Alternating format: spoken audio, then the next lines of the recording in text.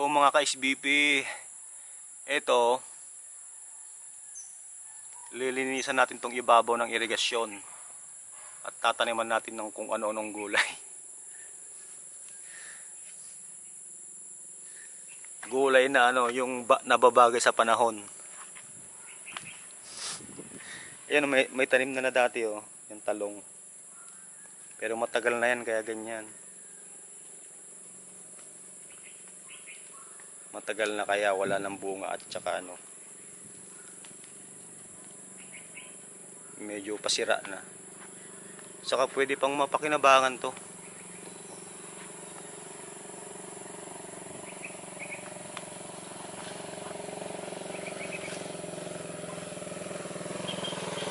Mapapakinabangan pa to. Maraming gumagawa ng ganun yung pagtalong pagka matanda na yung talong.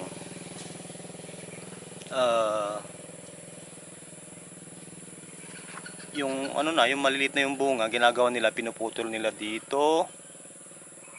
Dito pinuputol nila para umusbong dito sa banda dito yung mga niya.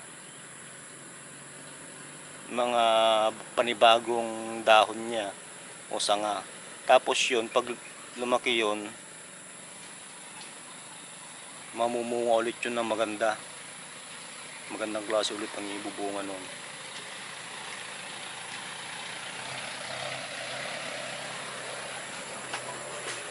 Tuloy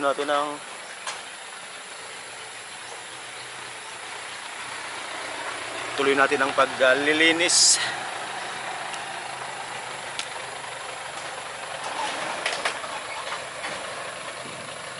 Pag-aalis ng damo.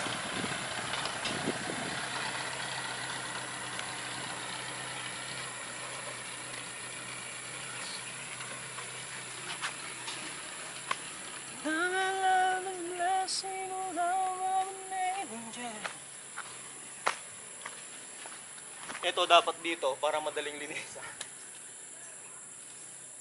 Pala dapat ang gamitin, pala para mas madaling linisan.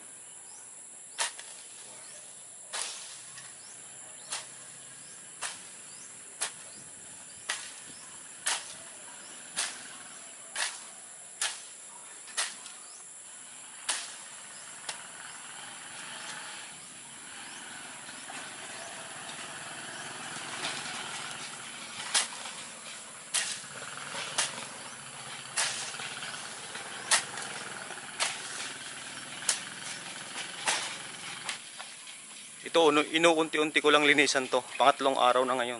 Kasi hindi ko masyadong maharap. At ngayong naharap ko, tutuloy ko. Hanggang doon sa may pinakadulong nyog, lilinisan natin.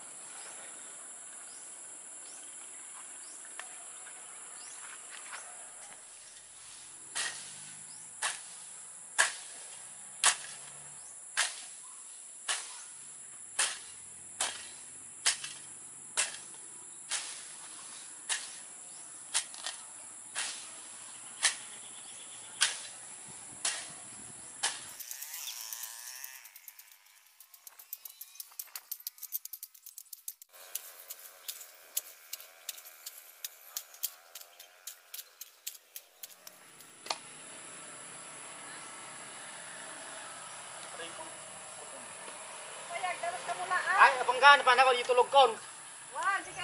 Meron lang po akong iaatid mga ka-SBP. At pagbalik natin, tuloy ulit ang paglilinis. Half hour later. Balik ulit sa pagtatanggal ng damo mga ka-SBP. Daming langgam Grabe Yung pulang langgam, masakit pa naman ang mga bagat nito.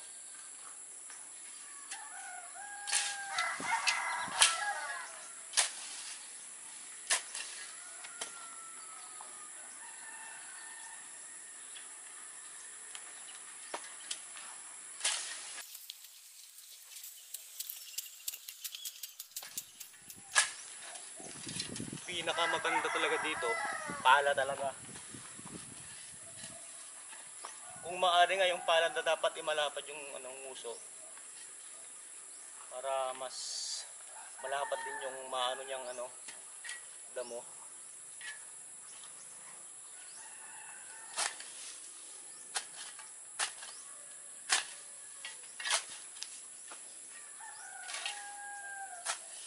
Daming langga mo, brade.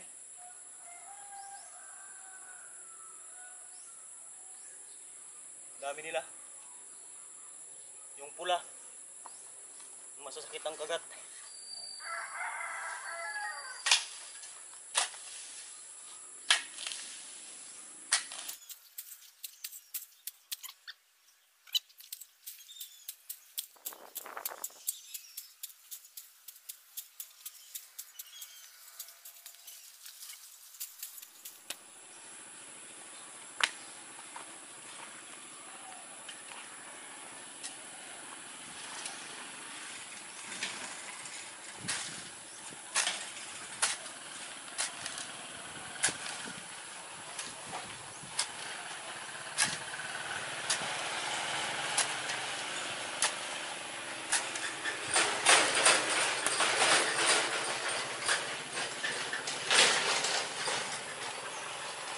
May okra pa oh, yung lumang okra.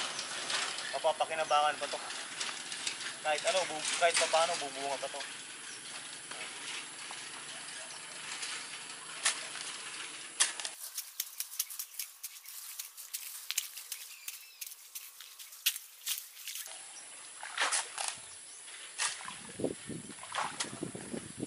Hindi natin tatapusin to hanggang doon lang sa may ano, unti-untiin lang natin hanggang matapos hanggang sa dulo.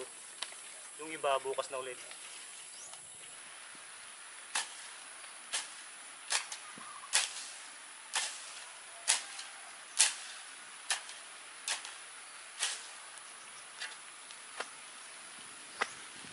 Umulan na kaya titigil na natin.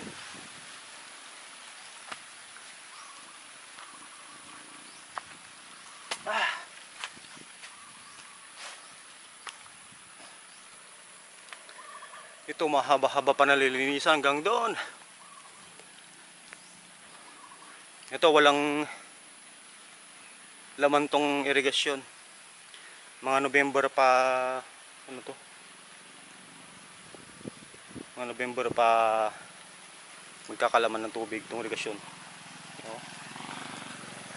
Tapos pag nagkalaman ng tubig, tuloy ang ano, itutuloy na ulit yung pag aararo, pagtatanim ng palay pag nagkalaman yung irigasyon.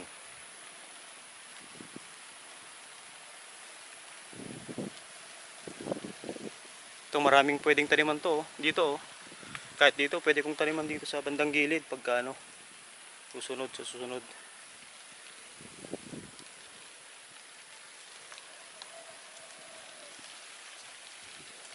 Tara na. Uulan na. Tigil muna ang paglilinis.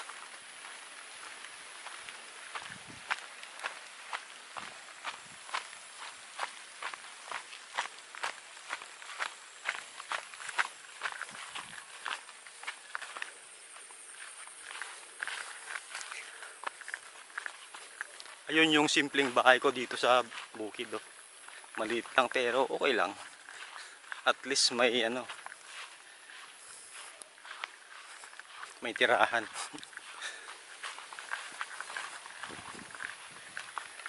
Ito yung talong ko. Talong ko na medyo matanda na rin. Kaya ang ginawa ko, pinutol-putol ko yung mga sanga para mag-usbong ulit yung mga panibagong ano, mga ayan, mga dahon kagaya nito. Ayan, para mamunga ulit ng maganda. Pakita ko sa inyo yung kamatis ko.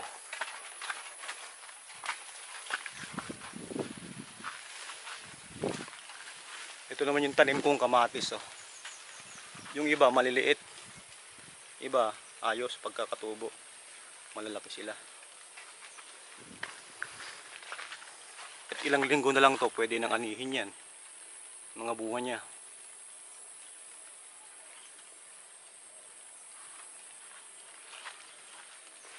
Yung iba maliliit kasi siguro yung lupa niya hindi buhaghag. Kaya ganyan.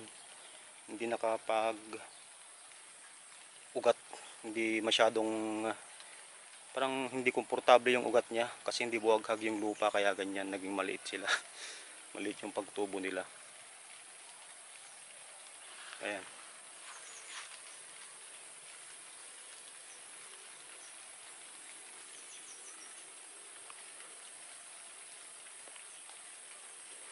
Tsaka yung tanim ko naman na ano doon, yung sitaw na turo. Ayan. Wala na, hindi ko na nalilinisan. Medyo matagal-tagal pa sanang anihan yan. Kaso hindi ko na nalilinisan, hindi ko na naalis yung mga damong ano, tumalo sa mga ano, sitaw na turo. Pero pagka analisan ko siguro yan ng ano, damo, eh maganda pa yung tubo niyan. Kasi may yung iba may mga ano pa eh. May mga flower pa yung iba eh, oh. May mga bulaklak pa. Oh. Ayan, marami pa sanang bunga yan pagka ano, kasi marami pang bulaklak eh. Pagka nalis ko sana yung mga damo na nang istorbo. Sige, sa susunod na vlog ulit